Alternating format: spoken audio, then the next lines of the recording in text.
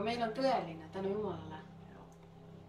Ja see allikas on avatud kogu aeg, et sa võid sealt ammutada kogu aeg. Sa ei pea olema kuival, sa ei pea olema kuidagi pinges, et sa võid nautida Jumalat ja seda elu, mis tema sees on. Ja see on parim. See on parim tõesti. Halleluja.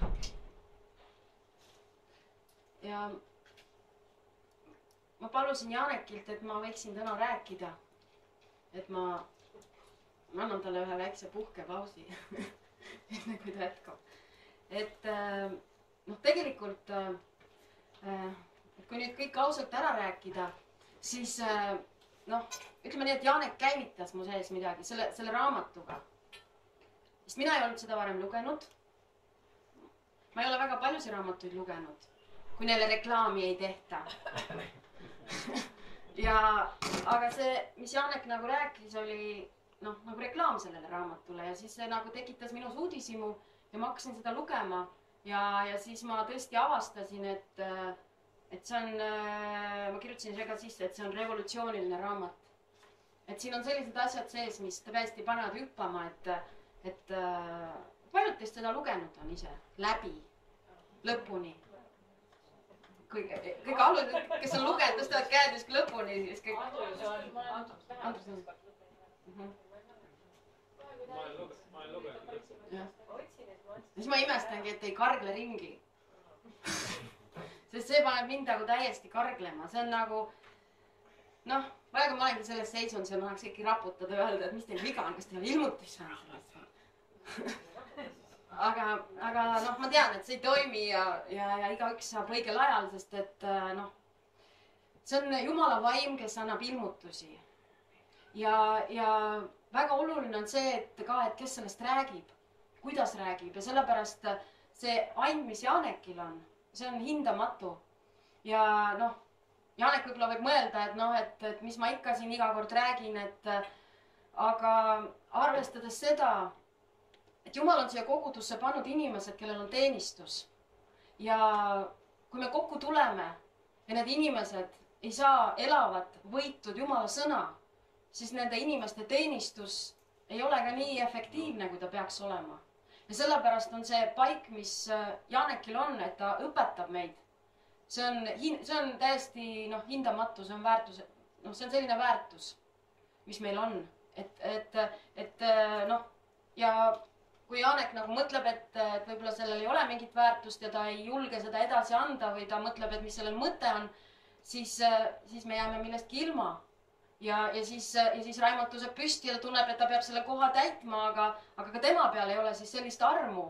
Sest tema arm on olla karjane, kes kogu seda asja nagu koos hoiab ja toob selle kõik kokku. Sest ilma Raimondi võidmiseta, selle pastori võidmiseta me ei käiks siin koos. Sest tal on see võidmine hoida meid koos. Aga igaüks peab tegema oma osa, milleks ta on kutsutud. Ja ma usun, et siin on veel hulk inimesi, kes võib-olla lihtsalt istuvad ja ootavad oma osa, aga nad võib-olla ei tea veel või nad ei julge või mis iganes. Aga et Jumalal on head asjad meie kõigi jaoks. Ma näen seda nii selgesti. Ja seda enam, ma tean, et kui sa teed õiget asja, siis seal on ka rünnakud kohe. Kui sa hakkad seda andma, mis su sees on, mis on su kutsumine, mis on su võidmine, siis sa võid arvestada sellega, et kuradile see ei meeldi ja ta ründab sind. Ja selles mõttes võib-olla öelda isegi, et see on nagu mingi eesõigus, seal on muidugi erinevad põhjused, miks ta ründab. Vahest ta ründab lihtsalt sellepärast, et me oleme teadmatuses, et ta saab meid rünnata. Aga ühesõnaga, siis ma mõtlesin selle peale, et milline harulane seltskond see on, kes siin koos käib. Et meil on siin läbi aegade olnud inimesed, kes tulevad siia ja ma ei oskagi, kuidas seda nüüd väljendada. Nad tulevad ja hüppavad, neil on mingisugune suund, mingisugune ilmutus, mis ei pruugi olla Jumalast või mis ei pruugi olla võib-olla selle seltskonna jaoks siin. Ja siis nad tulevad ja karglevad siin ja meie nagu hästi rahulikult neid kõiki vaatame ja siis nad mõtlevad, et me oleme mingisugune tuimad sellised ma ei teagi, sellised töllid, kes siin istuvad ja midagi ette ei võta. Aga tegelikult ma usun, et meie kõikide sees on vaimne eristamine, äratundmine, mis on Jumalast, mis ei ole Jumalast.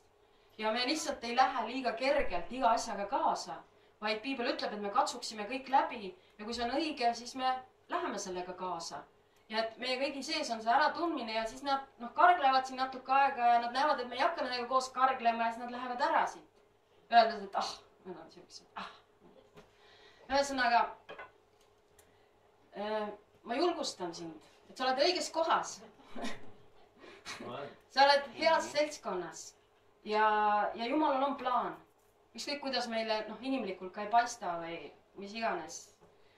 Nii et, aga ma tahtsin, nagu ma ütlesin Janekile, et Janek nagu räägib ja siis ta loeb seda raamatust lõikus ja ma mõtlesin, ma loen siit raamatust paar peatükki lausa. Ära nüüd ohka. See on nii lahe. Sest et see on nii oluline, mis ta siin kirjutab. Et ma olen Alarile seda ette lugenud. Ja ma ei tea, ma olen praegu ka natuke laksuval ja ma tahtsin öelda, et mul on ikka parim mees maailmas. Sellepärast, et me käisime ühte filmi eile vaatamas, ma ei ütle, mis filmi. Aga seal oli üks koht sees, kus üks mees seal tarbis ekstasit. Ja siis ta muutus selliseks. Enne seda ta oli siuke tüüpiline eestlane, siuke kange ja siuke pinges väheke ja siuke kõik on jama ja maailm on nii pime ja nii kõik on nii traagiline ja kõik on nii must ja siis kui ta seda ekstasit võttis, siis ta äkki muutus selliseks nagu Alari on igapäevasel. Sest Alari on kogu aeg siuke positiivne ja siis ta muutus ka nii positiivseks ja nii rõõmsaks ja mul on hea meel, et ma saan sellise mehega koos elada, sellepärast, et kui mina vahest nagu kurvaks lähen või depressiooni või mis iganes, iga on rasked aegu, siis ta julgustab mind ja tänu Jumalale sellist, on õige inimesega abielus. Nii et, okei. Ma loen teile siit siis nüüd, mina ei tea, mina näen väga hästi, ma veel ei ole nii pime.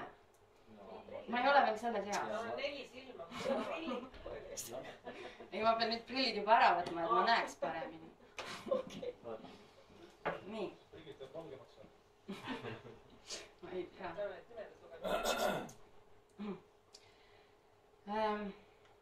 Kõik piiblis esimese Moosese raamatust kuni ilmutusraamatuni osutab Jeesuse surmale ristil. Me oleme täna tema ohvri tõttu uue armulepingu all. Vana leping paneb sind alati vaatama iseendale. Uus lepinga paneb sind alati pöörduma ja vaatama risti löödud Kristusele. See on nii hea lause. Et mis tekitab meis masendust sageli on see, et me vaatame iseenda peale, et me ei saa ja me ei suuda ja kõik asjad on nii pahasti meiega ja meil ei ole seda ja teist ja kolmandat ja nii edasi ja siis me vaatame kaaskristlaste peale ja nende peale vaadates läheb üldse asi täiesti metsa. Aga siin on öeldud, et uues lepingus me vaatame Jeesuse peale ja kui sa vaatad Jeesuse peale, siis seal on kõik, mis sa vajad ja seal on see julgustus. Vana testamendi prohvetid tuletavad su patte meelde. Uue testamendi jutlustajad tuletavad aga su õigsust meelde.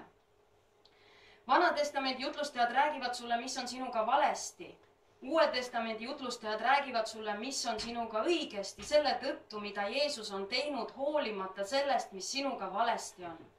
See on ka, ma loen uuesti selle. Uue testamendi jutlustajad räägivad sulle, mis on sinuga õigesti, selle tõttu, mida Jeesus on teinud hoolimata sellest, mis sinuga valesti on.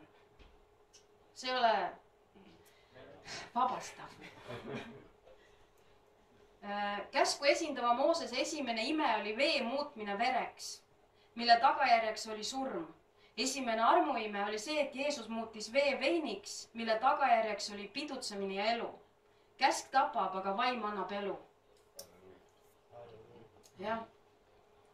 Ja siis tema teenistus on see, et hästi palju näeb nagu Vanas testamendis ta leiab neid asju, mis räägivad Jeesusest. Et ta ütleski, et Vana testamenti, kui sa loed, siis selle lugemise mõte ongi see, et sa Uue testamendi inimesena sa leiad sealt Jeesust igalt poolt. Ja siis see muudab elavaks selle. Kui Jumal vabastas Iisraeli lapsed Egiptuse orjusest, siis ei teinud ta seda mitte sellepärast, et nad olid pidanud 10 käsku. 10 käsku ei olnud veel antudki. Iisraeli lapsed tulid Egiptusest välja talle vere läbi. Isand näitas mulle midagi hulk aastaid tagasi, mis algatas minus evangeeliumi revolutsiooni. Ma istusin oma elutoas ja veetsin lihtsalt aega sõnas, kui ta kõnetas mind ja ütles: Poeg, uuri Iisraeli laste teekonda Egiptusest Siinai mäeni, sest see on pilt puhtast armust. Mitte ainuski Iisraeliit ei surnud selle aja jooksul, kuigi nad nurisesid ja virisesid. Ma ei tea, kas sa teadsid seda, et kuni mäeni, mida iganes nad nurisesid ja virisesid ja tegid pattu, mitte ükski neist ei surnud. Ja siis seal mäe jalamil nad ütlesid Jumalale, nad ütlesid Moosesele sellist asja, et kõik, mis Jehova ütleb, me suudame teha. Ja siis Jumal ütles, okei, ma annan teile 10 käsku, tehke. Ja siis iga kord, kui nad tegid seda, tähendab pattu, siis nad hakkasid surema. Nii et, ma loen sellest, ma jooksen ette. See oli nii hea. Ma ei teadnud seda. Ma ei tea, kas sina teadsid seda? No, selles raamatus on kirjas, jah, sest Jumal on talle ilmutanud neid asju ja noh, niisugused asjad nagu panevad mind. Okei. Kust ma need edasi loen?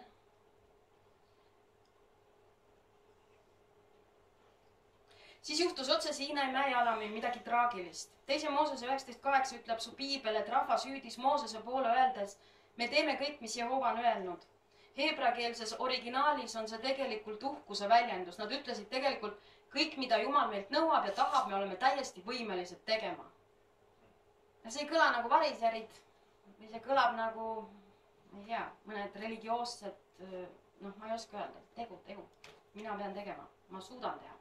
Nad ütlesid teisisõnu, Jumal, lõpeta meie hindamine või õnnistamine oma headuse alusel. Hakka meid hindama, meie üle kohut mõistma ja meid õnnistama meie sõnakuulelikkuse alusel. Ja niiviisi vahetasid nad faktiliselt lepingud Abrahami lepingust, mis rajanes armul, sinnamaani nad olid käinud Abrahami lepingus, ja siis sellest sai Siinai leping, mis rajaneb käsul. Kogu see aeg oli Jumal nendega ja oli võidelnud nende eest. Ta avas Punase mere, lasi manna sadada taevast, tõi vee esile kivikõvast kaljust, kuigi nad muudkui nurisesid ja hädaldasid. Aga sel hetkel, kui nad ütlesid need ülbed sõnad, pidi Jumal tooni muutma. Ta käskis Moosesele anda rahvale korralduse, et nad ei tuleks mäe ligi. Miks sa arvad, miks Jumal muutis siin oma käitumisviisi? See oli nii sellepärast, et inimene toetus oma enda jõule ja astus lepingusse, mis rajanes ta sõna kuulmisel. Ja seda me nimetame eneseõigsuseks. Kuna inimesed tahtsid, et nende üle otsustataks nende soorituste alusel, andis juba järgmises peatükis Jumal neile 10 käsku. Ja sellest ajast peale pidi Jumal neid hindama oma seadustele tuginedes, kuna nad kiitlesid, et suudavad teha kõike, mida Jumal käsib. Ta õnnistas neid, kui nad pidasid tema käske, aga nad olid neetud, kui nad seda ei teinud.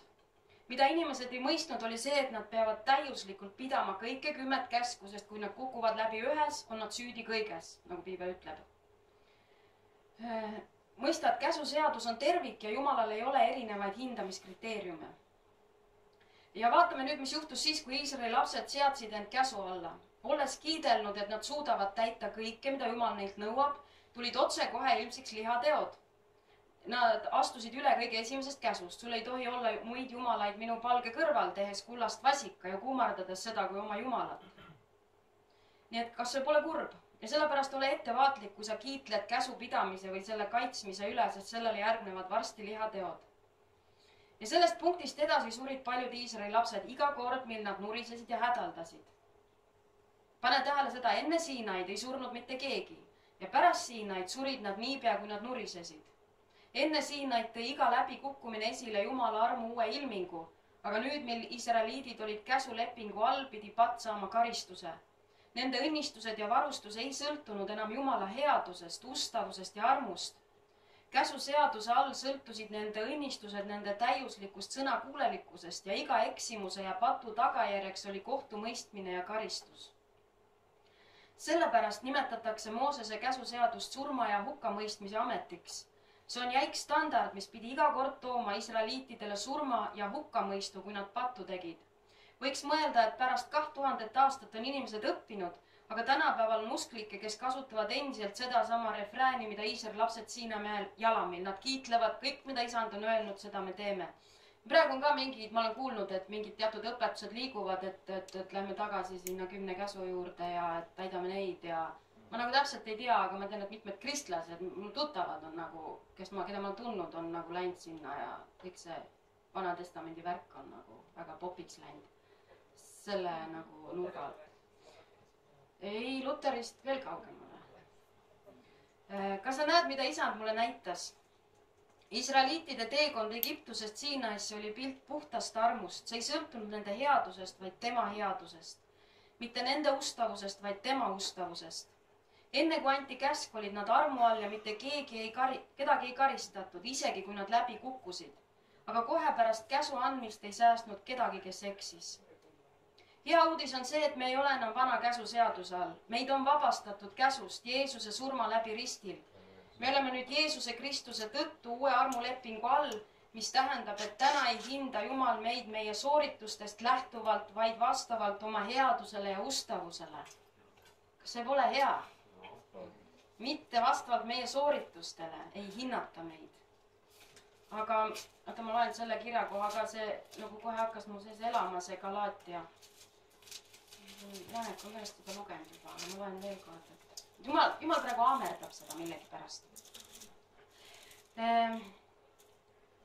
Sest kõik, kes rajavad endid, see on Galaatia 3:10, sest kõik, kes endid rajavad käsutegudele, on needuse all, sest on kirjutatud, neetud on igaüks, kes ei püsi kõiges, mis on kirja pandud käsuraamatus, nii et ta seda teeks.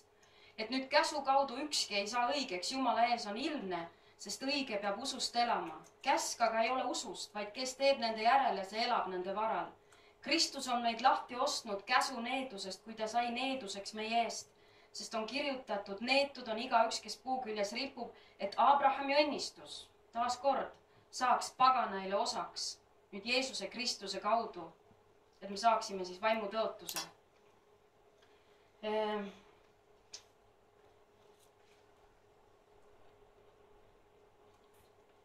Miks tänapäeval on kristlasi, kes elavad nii, nagu ei oleks rist midagi muutnud?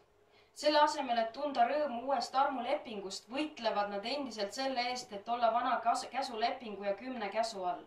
Ma kuulutan sulle, et Jeesuse rist tõi muutuse. Kui sa püüad ikka veel elada käsu all, püüdes õigeks saada oma sõna kuulelikkuse läbi käsule, siis sa tegelikult eitad seda, mida Jeesus on juba teinud sinu ees ristil. Vana lepingu ajal ütles Jumal, et ta ei jäta süüdlast karistamata, ent uues lepingus ütleb ta, et ta ei tuleta enam meelde nende patte. Kas sa näed erinevust? Sama Jumal räägib nii, et mis on juhtunud. Juhtus see, et vahepeal oli rist, mu sõber. Rist tõi selle erinevuse. Täna ei mäleta Jumal su patte ega kasuta neid sinu vastu, sest ta on nende üle juba kohut mõistnud oma poja ihus. Siin ta ütleb ennem seda ka, et oote mõistmatumad galaatlased, kes on teid võlunud, teid, kelle te silmade ette Jeesus Kristus oli joonistatud risti lööduna. Et selle risti läbi neil ilmselt oli üks ilmutus. Ja siis ta riidlebki nendega, et te alustasite vaimus, kas te nüüd tahate lihas lõpetada. Te alustasite selle armu ja usu läbi ja nüüd te tahate nagu tegudega õigeks saada. Usklikud satuvad segadusse, kui nad ei mõista, et rist on toonud muutuse. Mõtle sellele, kui me peaksime olema endiselt 10 käsu all, nagu paljud väidavad, siis mida saavutas Jeesuse rist? Ja arm on teinud seda, mida käsk ei suutnud. Ja siis võib küsida, et kas sa vihjad sellele, et käsul on midagi viga? Ei, muidugi mitte. Käsul ei ole olemuslikult midagi viga. Nagu apostel Paulus ütles, mis me siis ütleme, on käsk patt, mitte sugugi. Ent pattu ma ei oleks tundnud muidu kui käsu kaudu. Ma ütlen täpselt seda sama, mida Paulus ütles. Käsu läbi on meil patu tundmine, aga see on ka kõik, mida käsk suudab teha. See on nagu peeglisse vaatamine. See paljastab su patud. See ei suuda katta, puhastada ega kõrvaldada su patte. Käsk oli mõeldud näitama meile meie patte, viimaks meid meeleheitele ja toomaks meid arusaamisele, et enda jõupingutustega ei suuda meid kunagi päästa. See oli mõeldud näitama meile, et me kõik vajame päästjat, kes võib meid puhastada ja kõrvaldada meie patud. Ja see on käsu eesmärk. Nii et kui sa vaatad peeglisse ja näed vistrikke, siis sa peegliga õõrutades ei saa neist vistrikest lahti. Kuigi käsk on püha, õige ja hea, ei ole sellel väge, et teha meid pühaks, õigeks ja heaks. Ainult Jeesuse võrratu arm ja tema armastuse ilu võivad teha su pühaks, õigeks ja heaks. Ja tema veri on juba teinud su pühaks ja õigeks ja heaks. Jumal on juba teinud seda, mida käsk ei suutnud teha. Kuidas? Saates oma poja, kes mõisteti hukka sinu eest, et sinust saaks Jumala õigsus. See on sinu positsioon täna, sa oled tehtud Kristuses õigeks. Uue lepingu tulekuga ütleb piibel, et Jumal on tunnistanud vana lepingu vananenuks. Lõpeta võitlemine selle eest, et pidada kinni millestki, mille piibel on kuulutanud vananenuks. Käsk mõistab ka kõige paremad meist hukka. Isegi Taavet oli käsu all hukka mõistetud ja ma isiklikult pean teda parimaks nende hulgast, kes elasid vana lepingu all. Käsk mõistab ka kõige paremad meist hukka. Aga arm päästab ka kõige hullemad meist. Käsu all on nii, et kui sa astud üle ühest käsust, oled sa süüdi kõikidest üleastumistest. Samal põhjusel on armu all nii, et kui sa teed ühe asja õigesti ja selleks on isandasse Jeesusesse uskumine, mõistetakse sind õigeks kõigest, et sa saad päästetud. See on nii hea lause, ma loen selle uuesti. Käsk mõistab ka kõige paremad meist hukka, aga arm päästab ka kõige hullemad meist. See tähendab seda, et Jumala standard on nii kõrge, et mitte ükski inimene, mitte iialgi ei suuda seda täita. Ükskõik kui tubli ta on, ükskõik kui vaimne ta on, ikka ei suuda. Et see, mida inimesed teevad, väites, ma olen kuulnud sellist väidet, et kui sa teed palju häid tegusid, siis sa saad taevasse, siis see madaldab selle standardi niivõrd madalaks, et see ei ole midagi võrreldav selle standardiga, mis tegelikult Jumala pühadus ja tõde ja vägi on. Ja ainukene, mis seda saab täita, on Jeesuse veri. Käsu all on nii, et kui sa astud üle ühest käsust, oled sa süüdi kõikidest üleastumistes. Samal põhjusel on armu all nii, et kui sa teed ühe asja õigesti ja selleks on isandasse Jeesusesse uskumine, mõistetakse sind õigeks kõigest. Mu sõber, kui sa oled aus, siis tead sa, et vastus leidub Jeesuses ja tema lõpetatud töös. See leidub tema armus, mitte su enda tegemistes. Püüdes end täna Jumala õnnistuste jaoks kõlbavaks teha, kogu oma piibli lugemise, palvetamise ja kõva tööga, ütled sa koos Iisraeli lastega Siinai mäe jalamil. Kõik, mida isand on öelnud, seda me teeme, seda me suudame teha. Sa ütled isandale, et ta ei hindaks, mõistaks kohut ega õnnistaks sind vastavalt oma headusele ja ustavusele. Sa palud, et ta hindaks ja mõistaks su üle kohut vastavalt sinu headusele ja ustavusele. Kas see on tõesti see, mida sa tahad?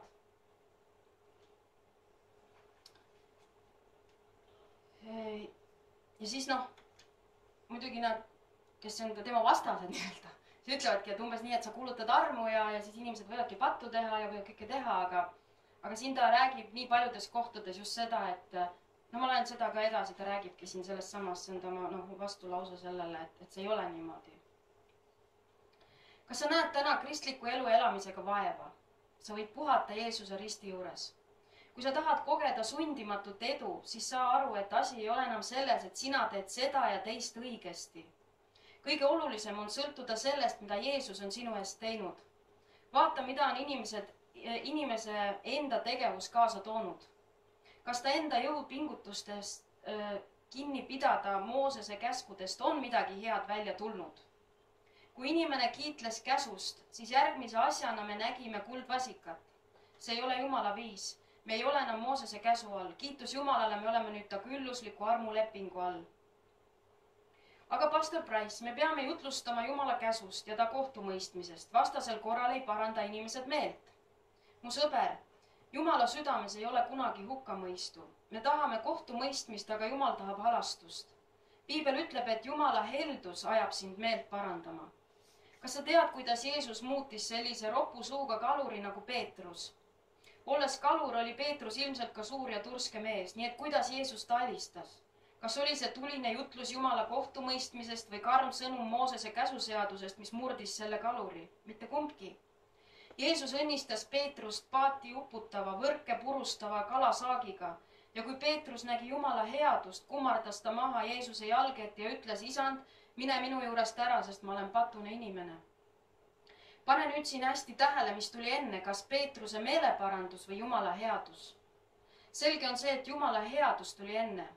Mu sõber, see on tõesti Jumala headus, mis paneb meid meelt parandama. Sellele vaatamata on ikka veel inimesi, kes nõuavad, et me peame jutlustama meeleparandusest. Ma pole nõus. Ma arvan, et me peame tegema seda Jumala viisil. Jutlustama Jumala headusest ja laskma Jumala headusel juhtida inimesi meeleparandusele. selline meeleparandus on siis ka tõeline meeleparandus. See ei ole siis selline meeleparandus, mida motiveerib hirm kohtumõistmise ja meelepaha ees. See on tõeline meeleparandus, mida motiveerivad tema arm, tingimusteta armastus ja kaastunne. Pealegi tuleneb meie võime armastada Jumalat sellest, et me kõigepealt maitseme tema armastust meie vastu. Alles siis, kui me kogeme tema armastust meie vastu, suudame vastata talle oma armastusega tema vastu. Piibel ütleb, me armastame, sest tema on meid enne armastanud. Kas sa tead, kuidas defineerib Jumala sõna armastust? Apostel Johannes ütles, selles on armastus, ei mitte selles, et meie oleme armastanud Jumalat, vaid selles, et tema meid on armastanud ja on läkitanud oma poja lepituseks meie pattude eest. See on Piibli definitsioon armastusest. Asi ei ole meie armastuses tema vastu, vaid pigem tema täiuslikus armastuses meie vastu. Vastupidi harjumuspärasele arvamusele tuleneb tõeline südamest lähtuv meeleparandus ilmutusest Jumala mõõtmatu ja järeleandmatu armastuse kohta. Seda ei leidu käskudes, kohtumõistmises ja meelepahas. Kui Peetrus nägi Jeesuse headust ja armastust, langes ta põlvili täieliku alistumise märgiks Jeesusele. Nii et olgem piibellikud, mu sõber, inimeste südamed ei pööra Jumala poole tagasi viha, tulise meelepaha ja kohtumõistmise jutlustamine, vaid see on tema headus, arm ja halastus. Kui sa seda kas või vilksamisi näed, oled sa paratamatult ja vastupandamatult vallutatud kõigest sellest, mis ta on ja see viib tõelisele meeleparandusele. Las inimesed tulevad kirikusse rõõmu tundma Jumala headusest, sest kui neid mõjutab tema arm, järgnevad sellele kindlasti meeleparandus, pühadus ja Jumala kartus. Samamoodi nagu sa ei saa olla päikese käes päevitamata, ei saa sa olla armu all muutumata pühaks. Nii et see arm on see, mis hakkab sind muutma. Aga siis ma mõtlesin just sellele, et vaata, esimene kord, kui Janek hakkas sellest raamatust rääkima, siis oli täiesti reaalselt minu jaoks see, nagu oleks siuke värske õhk tulnud, äkki ma saan hingata, mul on õhku siuke. Ja siis mäletate, see oli paar-kolm nädalat tagasi, siis tuli siia üks meesterahvas ja siis me kõik ohkasime. Ja siis ma mõtlesin Jumal, et miks ta siia tuli või et mis point oli, aga siis ma olin ka nagu pahane sellepärast, et ta siia tuli seda rääkima, aga siis ma mõtlesin seda, et võib-olla Jumal tahtiski tuua siukest võrdlust. Siukest, et noh, üks ja siis teine. See on nagu siukene, näitlik õppetund. Et laboratoorne töö. Jah. Ja siis ma mõtlesingi, et oleks nii halb, et kui ma oleks nüüd selle, mis ma nüüd järgnevalt lugenud siis, kui ta just siin käis. Aga siis ma ei teadnud seda, sest ma ei olnud seda lugenud. Nii, aga ma loen nüüd. Teeme selle vigade paranduse. Muuseas, teie kõik, kes tunnete, et meeleparandusest tuleks rohkem jutlustada. Kas te teate üldse, mida väljend meelt parandama tähendab? Väljend meelt parandama on kreeka keeles metanoeo, mis Tyeri kreeka keele leksikoni järgi tähendab lihtsalt meelt muutma. Aga kuna meid on mõjutanud meie uskondlik taust ja meie religioosne kasvatus, siis on paljudel meist arusaam, et meeleparandus on midagi sellist, kuhu on kaasatud leinamine ja kurbus. Ent seda ei ütle Jumala sõna. Meeleparandus tähendab lihtsalt meele muutmist. Kui Risti ja Johannes ütles, parandage meelt, sest taevariik on lähedal, siis ütles ta põhimõtteliselt seda, muutke oma meelt, sest taevariik on lähedal. See tähendab, et isegi kui me ei kasuta Jumala rahvaga rääkides kogu aeg sõnu paranda meelt, leiab meeleparandus ikkagi aset iga kord, kui nad kuulevad tema sõna võitud kuulutust, muutub nende meel evangeeliumi kuulutamise läbi. Ma mõtlen, kui ma ise sain päästetud, siis ma lugesin Kenneth Hagini Uus sündi ja siis see oli siuke konkreetne kord õhtu kellaaeg. Jumala vaim tuli sinna tuppa ja äkitselt ma sain aru, et ma olen kadunud ilma Jumalata. Ja see ajas mind nutma ja see ajas mind meelt parandama, sest et Jumal näitas ka kohe, et Jeesuses on vastus. Ja siis oligi meeleparandus tehtud ja ma tulin Jumala juurde ja see on reaalne ja ma mõtlen, et see sama kogemus kannab mind nüüd juba siin peaaegu 30 aastat. Et see oli nii reaalne, nii tõeline, kui Jumal asju teeb. Aga see ei tulnud sellest, et keegi oleks mulle pika kondise sõrmega puurinud vastu rinda ja öelnud, et sa pead meelt parandama, et sa oled patune. Et sul on veel nii palju arenguruumi. Vaid, et kui Jumala vaim räägib, siis siis see vabastab ja see on tõeline. Kui nad kuulevad Jeesuse evangeeliumi kuulutatavat, muudavad nad meelt vanade uskumuste osas, mis hoidis neid orjuses ja võtavad vastu tõed, mis neid vabastab. Ka seda raamatut lugedes leiab meeleparandus aset. Sa uuendad oma meelt Jeesuse hea sõnumiga, sa muutud üha enam teadlikumaks tema lõpetatud tööst ja oma õigsusest Kristuses. Kui sa hakkad saama ilmutust selle kohta, et sa ei ole enam vana käsulepingu all, vaid oled nüüd uue armulepingu all, siis piibel nimetab seda meeleparanduseks.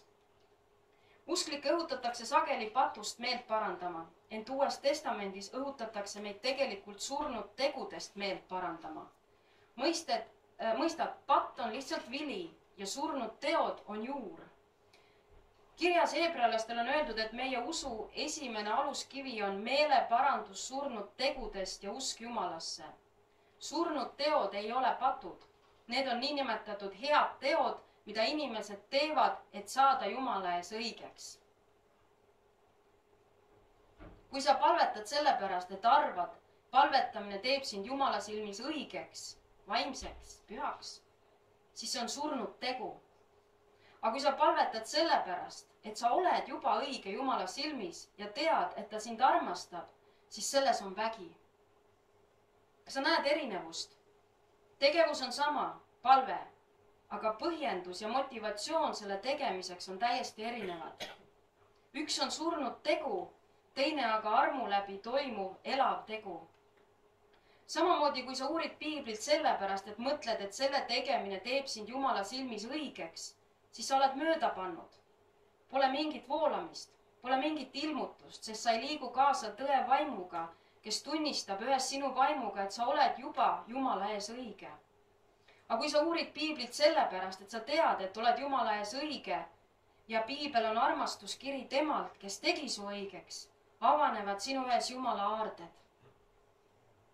Mu sõber, oled sa kunagi surnud tegudest meelt parandanud? Jeesus ütles, parandage meelt ja uskuge evangeeliumisse. Ta ütles teisisõnu oma aja juutidele, muutke oma meelt ja uskuge head sõnumit. Ma valan oma vere ja minu kannatamise ning ristilöömise läbi antakse kõik teie patud andeks.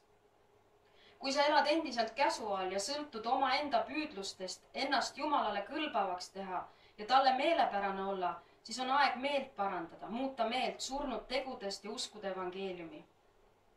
Ma tahan näidata sulle nüüd 2 piiblilugu, mis vastandavad efektiivselt käsu ja armu.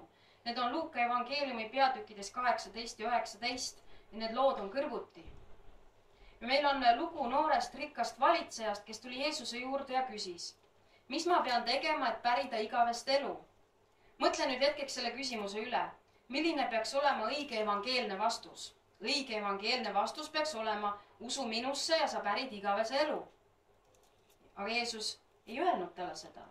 Selle asemel rääkis Jeesus talle Moosese käsuseadusest öeldes, käsud sa tead, sa ei tohi abielu rikkuda, sa ei tohi tappa, sa ei tohi varastada, sa ei tohi valet tunnistada, sa pead oma isa ja ema austama. Jeesus rääkis talle 10 käsust. Miks? Sest see noor valitseja tuli uhkusega, uskudes, et tema võib teha midagi, teenimaks ära ja väärimaks igavest elu. Mil iganes sa tuled oma püüdlustest kiideldes, esitab Jeesus sulle Moosese käsud. Nii nagu Iisraeli rahvale, nad tahtsid ise olla kõvad, ma andis neile käsud. Ja samamoodi selle noormehele. Kuula nüüd, mida ütles see noor mees Jeesusele vastuseks. Seda kõike ma olen pidanud oma noorpõlvest alates. Hämmastav. See mees väitis tegelikult, et on pidanud kõike 10 käsku oma noorpõlvest peale. Mõned inimesed, nii nagu variseridki, arvavad tõesti, et suudavad pidada kõiki Moosese käske, teadmata, et nad on madaldanud Jumala seaduse sellisele tasemele, kus nad arvavad, et suudavad seda pidada. Jeesus tuli käsuseadusele tagasi andma selle laitmatut standardit. Käsust ei tule mitte ainult väliselt kinni pidada, vaid see peab toimuma ka seesmiselt. Kui ta rääkis sellest, et sa oled abielu rikkunud, kui sa juba vaatad ja kõik sellised standardid, nagu Jeesus rääkis. Jeesus näitas, et Jumala käsk on kaugelt üle inimese enda pingutustest. See noor mees ootas ilmselt, et Jeesus tunnustab teda ta käsupidamise eest ja oli endas üsna kindel. Aga pane tähele, mida Jeesus talle nüüd ütleb. Selle asemel, et kiita teda, ütles ta, üks asi on sul ikka veel puudu. mõistad, iga kord, kui sa kiitled oma käsupidamise üle, leiab Jeesus midagi, mis sul on puudu. Ja sellepärast on mul kahju nendest budistidest, kes üritavad oma tegudega karmavõlga kogu vähendada. Ja nad on juba päris täiuslikud, meie standardites või meie võime vaadata, et nad tunduvad juba väga Alari ülemus. No ta on nii täiuslik inimene, et seal enam pole midagi puudu. Aga ühel päeval, kui ta võib-olla kohtuäärdes seisab, siis Jeesus ütleb, et üks asi on sul veel puudu. Ja sellepärast sa oled diskvalifitseeritud. Alari on taga rääkinud mitmeid kordi sellest ja kõige raskem ongi tema just uskuda, et ma mitte midagi ei pea tegema ja ma saan lihtsalt andeks. Et see lihtsalt on nii raske inimloomusele, sellele uhkele inimloomusele, kes tahab kõike oma tegudega, oma saavutustega saada. Et selle sama orki läksid variserid ja selle sama orki lähevad nii paljud inimesed tänapäeval. Et see nõuab alandlikkust, et see and vastu võtta. Aga nagu eestlased me oleme vahest. Nagu näiteks katsu minu vanematele raha anda või nüüd nad on juba harjunud, aga see on nii, et ma ei võta midagi, ma olen nüüd sulle võlgu. Ma pean ise välja teenima kõik. See on nagu nii veres meil. Mõistad, okei.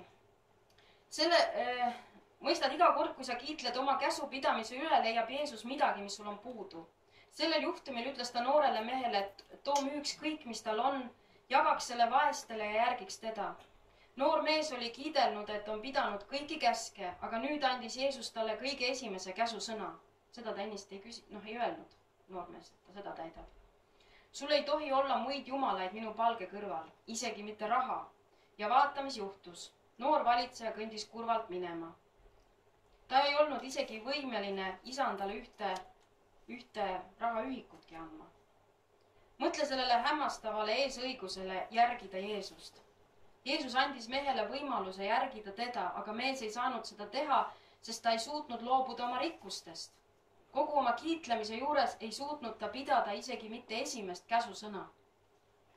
Mu sõber, kui sa tuled isanda juurde täis eneseõigsust, kiideldes oma võimest pidada käsku, siis näitab ta sulle, et käsu järgi on üks asi, mis sul on ikka veel puudu. Ja nüüd edasi. Jeesus kõndis Jeerikosse ja rahva hulk kogunes teda vaatama ja seejärel, kui ta möödus ühest metsviigipuust, vaatas ta üles ja nägi Sakkeust, lühikest väikest Sakkeust, kes oli roninud puu otsa, lootes nii heita pilk Jeesusele, kui too möödub. Sakkeus oli korrumpeerunud maksukoguja ja patune, aga selle asemel, et anda talle 10 käsku, osutas Jeesus talle armu, teenimatut soosingut ja kutsus ennast ise Sakkeuse kotta. Loomulikult ei meeldinud see inimestele rahva hulgas ja nad ütlesid, tema on ühe patuse mehe juurde läinud jalgu puhkama. Pane nüüd tähele, mis juhtus Sakkeuse kojas. Enne kui lõuna oli läbi, tõusis Sakkeus püsti ja ütles isandale, vaata isand, poole oma varandusest ma annan vaestele ja kui ma kellelegi olen ülekohut teinud, annan ma 4-kordselt tagasi. Jeesus naeratas Sakkeusele ja ütles, täna on sellele kojale õnnistus tulnud. Ma usun, et see oli püha vaim, kes pani need 2 lugu kõrvuti. Ma ei usu, et need juhtusid kronoloogiliselt, aga ma usun, et püha vaim asetas nad sellisesse jumalikku järjekorda, näitamaks meile, kui erinevad on tagajärjed, kas ollakse siis käsulepingu all või armulepingu all. Kui rikas noor valitseja tuli kiitlema oma käsupidamisega, vastas Jeesus talle käsuga. Ja see noor mees suutis Jeesusele vaevalt $1 anda ning kõndis kurvalt minema. Aga kohe järgmises peatükis, see on nagu naljakas tõlge, Hubert, miks sa selle $1 siia panid? Kuidas ta selle ajal üldse $1 sai anda? Pean panema nagu kohalik raha. Sa oleks võinud natuke improviseerida. Pole lubatud. Olen Eesti klooni. Rubla. Aga kohe järgmises peatükis, kui Jeesus ei andnud käsku, vaid näitas üles oma armu, ei avanud see mitte ainult Sakkeuse südant, vaid avas ka ta rahakoti. Nii et Jumala arm on see, mis paneb inimesi meelt parandama ja toob ka need teod esile. Kas sa suudad ette kujutada? See avas korrumpeerunud maksukoguja rahakoti. See oli tõeline armuvägi. See viib inimese ehtsale meeleparandusele. Kui sa koged tema armu, ei saa sinna midagi parata, et sa oled helde. Kui Jeesus kallas Sakkeuse üle voolavalt oma tingimusteta armastuse ja armuga üle, oli Sakkeuse süda enam kui täis Jumala teenimatut, pälvimatut ja muidu saadud soosingut. ta teadis oma südame sügavuses, et ei vääri patuse ja korrumpeerunud maksukogujana seda, et Jeesus tuleb ta kotta. Ta oli ainult lootnud Jeesust selle metsviigipuu otsas näha saada, aga Jumala headus ületas kaugelt ta ootused. Ja täpselt nii, nagu Peetrus suruti põlvili, kui ta nägi Jeesuse headust, juhiti Sakkeus meeleparandusele, kui ta koges Jeesuse headust. Mõistad, käsk mõistab iseeneses õige hukka, aga arm muudab patuse. Teadsid seda kõike? Mina nagu ei teadnud üldse. See oli täiesti, ma sain appikene, Jumal on nii hea. Et ma ei ole kunagi selle nurga alt seda näinud. Tänu Jumalale, et Hubert selle raamatu ära tõlkis. Erinevalt noorest valitsejast ei tulnud Sakkeus Jeesuse juurde kiitlema oma käsupidamisega. Ta teadis, et oli vääritu ja seepärast sai Jeesust armuga üle valada. Samamoodi ei võta paljud tänapäeva usklikud isandalt armu vastu, sest nii nagu see noor valitseja, usaldavad nad oma enda õigsust ja käsupidamist. Kui sa sõltud käsust, antakse sulle käsku vastu, paljastamaks neid valdkondi, milles sa oled puudulik. Niipea, kui sa mõtled, et oled käsku täielikult pidanud, on alati mingi üks asi, mis sul ikka veel puudub. Käsu roll on tuua sind oma võimetuse nägemisele sellisesse paika, kus sa tead kindlalt, et ei saa teha midagi väärimaks Jumala päästet, õnnistusi ja soosingut. Meie taevane isa ootab, et me loobuksime oma püüdlustest. Sel hetkel, mil sa hakkad meelt parandama kõikidest surnud tegudest, mida sa oled teinud, püüdes osutuda kõlbuliseks ja teenida ära Jumala heakskiitu ja õnnistusi, kallab Jumal su üle oma küllusliku armuga. Ta teenimatu, pälvimatu ja muidu saadud soosinguga. Aga pastor Prints, kui ma loobun Moosese käsu pidamisest, mis valitseb siis mu käitumist ja tagab, et see on Jumalale vastuvõetav? Sa ei pea muretsema, kuidas valitsetakse sinu käitumist, kui ei ole käsu teadvust. Jumala sõna ütleb, et arm õpetab sind, sest Jumala õndsaks tegev arm on ilmunud kõigile inimestele ja kasvatab meid, et me hülgaksime Jumala kartmatu elu ja maailma himud. Arm on õpetaja ja see õpetas Sakkeust. Kui sa mäletad ta reaktsiooni, kui ta oli kogenud armuküllust, ta ütles, poole oma varandusest ma annan vaestele ja kui ma kellelegi olen ülekohut teinud, annan ma 4-kordselt tagasi. See on arm, mis viib inimesed tõelisele meeleparandusele. Arm ei anna tagajärjeks kunstlikku muutust käitumises, vaid sisemise südame muutuse. Kõik, ma olen lõpetanud. Nii et see oli lihtsalt niivõrd hea. Et ma mõtlesin, ma tahtsin teiega jagada, et kui te ei ole, kes te ei ole raamatut lõpuni lugenud või kes te ei mäleta enam, mis siin oli või kes pole üldse veel lugenud, et see on tõeliselt hea raamat ja Jumal, ma usun, on andnud selle ilmutuse Kristuse ihule selleks ajaks.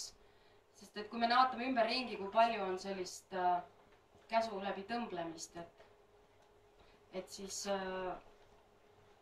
kui ma seda lugesin, siis tunnen, et täielik vabadus, et ei pea enam ise põnnitama ega pingutama, vaid et need tulevad. Jumal on meie sees, et me tahame ja teeme tema hea meele kohaselt.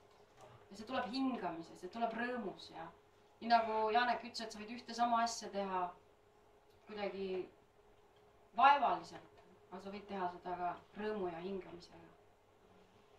Tahab midagi lisada või? See on kõige parem raamat lunastuse kohta, mida mina olen lugenud, kuigi pealkiri ütles nagu, et mingisugune raske valitsemise... Ma mõtlesin ka, et see on vale pealkiri täitsa, et siin peaks nagu mingi muu pealkiri. Jeesusele võiks olla raamatu rääkida. See valitseb ka. Aga tal on meeletult palju vastuseisu, tagakiusamist. Et kui sa teatud ringkonda sükst juttu rääkima hakkad, siis siin visatakse kividega surnuks selle jutu peale. Nii et... Oled sa valmis? Ütlen. Hästi huvitav.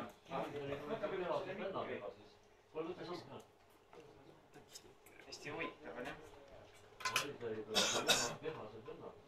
Et ma nagu, ma panen selle külge siis. Hästi huvitav oli nagu kuulata seda niimoodi. Ma nagu rääkinud. Ja siis kui kuulad, siis sa nagu tajud ka seda, et ma ei tea, kui jutlustad, siis nagu teistmoodi. Kuidas ma nüüd ütlen? Ma ei teagi. Kui jutlustad, siis sa nagu jutlustad, et osad on võib-olla vastu, osad, siis sa leiad need, kes ei ole vastu kuskilt rahva hulgast ja nagu, kes on jutlustanud, siis sa nagu tead, mõttes sa teed seda. no vaata, sina, Raimond, ütlesid ka, et no tegelikult see on niimoodi, et sa ei fokusseeri ennast inimestele, kes nagu muidugi kui kõik sellised on, siis ma ei tea, see on natuke jama. siis räägid seinale või üle pea või mis iganes, aga nagu tajud. aga mis nagu mina tundsin, et vaata, kui sa rääkisid sellest, et ma ei tea, nagu sihuke tunne, et nagu mõnel inimesel nagu lööb klapid kinni, kui sa hakkad rääkima käsust või käsuõpetusest, 10 käsust. et see on siukene asi, et et see on nagu siukene püha lehm. ma ei tea, võib-olla see on ainult minul, aga ma nagu ise tajun, et kui sa paljude inimestega räägid, see on siuke asi, et 10 käsku. see on püha. 10 käsku on püha. ja ta ongi püha. aga ma tahan, üks asi, mis ma siin tahan, kui sa julged nagu midagi rääkida, et käsk, et ära, me täidame käsku või mitte ei täida käsku, sa ütled, et sa nagu räägid ebapüha asja. sest oleme ausad, noh, et kui sa oled tänapäeval kirikutesse, siis me räägime küll armust, aga sa võiksid ka täita 10 käsku. no Ameerikas on see suur võitlus selle üle, et 10 käsku võeti maha, on ju, kuskilt sealt koolidest ja no selles prints ütleb ka, et miks te seda 10 käsku tagasi tahate saada, et see tegelikult, see ei vabasta sind.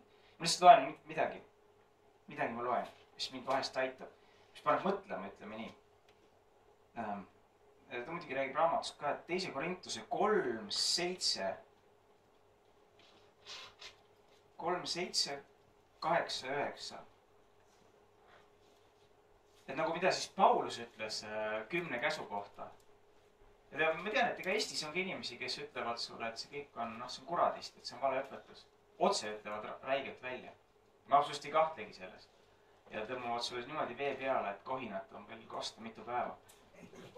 sest see on nagu, aga samas, kas see on nagu piiblis, noh? et kas see on siin olemas?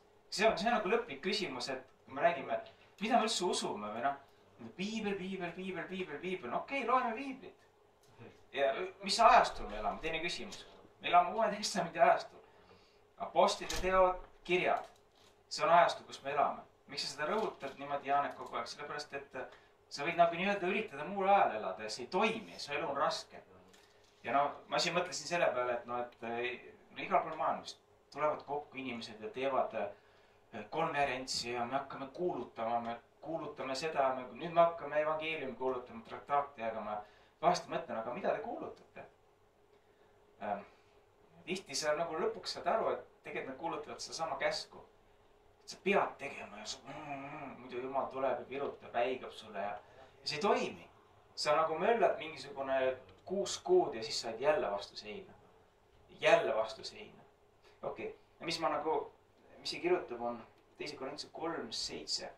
Ta ütleb siin, et kui surmaamet, mis kirjatähtedega oli uuristatud kivisse, esines nii suures aus. Nüüd, mis see surmaamet on? Me kindlasti mõtleme, et see oli kindlasti need loomade ohverdamised ja asjad. Mis uuristati kivisse? 10 käsku. Paulus nimetab, ma isegi ütlen, et Jumala vaim. Ma ütlen, kui Paulus, siis kas Paulus oli inspireeritud Jumala vaimuga? Ma usun, et oli.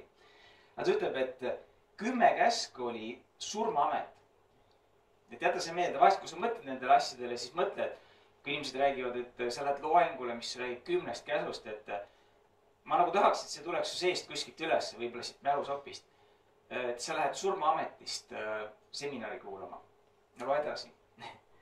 Surmaamet siis 10 käsku, mis kirjatähtedega on uuristatud kivisse, esines nii suures aus, et Iisraeli lapsed ei suutnud vaadata Moosesse palgesse ta palge hiilguse pärast, mis ometi oli kadu. Et see läks ära, Mooses pani omale katte näo ette ja me mõtleme, et sellepärast, et see oli nii auline, tegelikult see kadus. Kui sa vaatad siin, Paulus kirjutab, et see oli kadu. Kuidas ei peaks palju rohkem vaimuamet olema au sees? Sest kui hukkamõistmise ametil oli au, siis on õigsuse amet veel palju suurem au poolest. Nii et siin ütleb 10 käsku on 2 asja. Surmaamet, hukkamõistmise amet. Et ma ei tea, ma vahest nagu, kui inimesed võitlevad ja noh, on inimesi, kes nagu on valmis surmani, vereni võitlema 10 käsu eest. Tähendab, me peame 10 käsku kuulutama. 10 käsku on absoluutselt hea. Need on kokku võetud 2 käsus. Eks ju, armasta Jumalat ja armasta inimest. Ja isegi kui sa kuulutad neid 2 käsku, et ma pean armastama Jumalat, ma pean armastama inimest. See enamus inimesi ütleb, et ma ei suuda. kas näiteks, kui ma teieks, küsin ausalt, et kas te olete oma terve elu jooksul armastanud Jumalat kogu oma südamest? Ja kaasinimest ka kogu oma südamest? No ei ole, noh, te olete kõik seda käsku, seda haledat läbi kukkunud, kolinud. Aga kui me kirikus jutustame isegi seda, et need on meie uued käsud, me peame neid täitma. Tegelikult me oleme kõik metsas omadega. Me oleme kõik oma lootsuselt läbi kukkunud. Et see sama asi on, et ikkagi see nagu tuleb Jumalast, et see käsustandard on see nii kõrge. Me niikuinii sinna ei jõua kunagi. Tähendab oma lihas. Aga noh, koos Jeesusega me lähme sinna poole. Ja noh, et mis ma nagu sellega tahtsin öelda, et ma ei tea, mina nagu tunnen küll, et võib-olla see oli mina või. Et kui nendest asjadest rääkida, et sa nagu räägid võib-olla tund aega midagi, aga see osad inimesed on esimese 10 minuti jooksul kuskil on kinni juba. Nagu siis kuulad, et ta räägib käsu vastu, siis mõtled, see kirik ja see usuringkond ja see usuringkond ja see, nad kõik ütlevad, et ei, 10 käsku on ikkagi viimase peale, et me peaksime ikka 10 käsu järgi elama.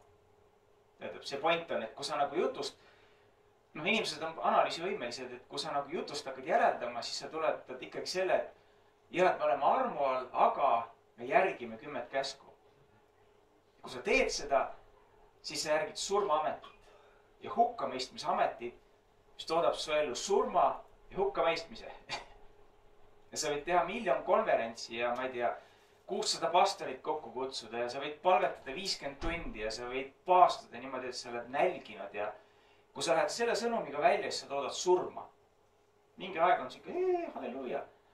Aga see on surm, mitte keegi ei taha seda. Inimesed hakkavad seda kogema. Noh, see oli, mis mina nagu nägin.